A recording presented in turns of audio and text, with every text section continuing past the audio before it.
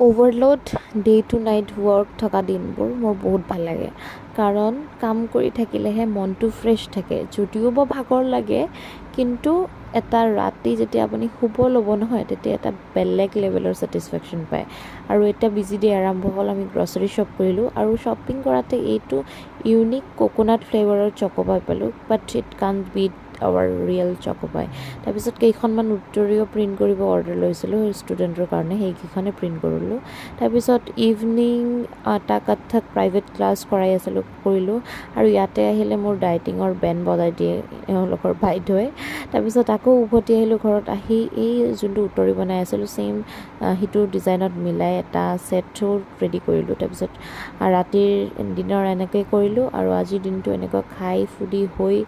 আৰু লগতে অকণমান ৱৰ্কলোড লৈ সেনেধৰণে শেষ কৰিলোঁ চ' বাই ফৰ টুডে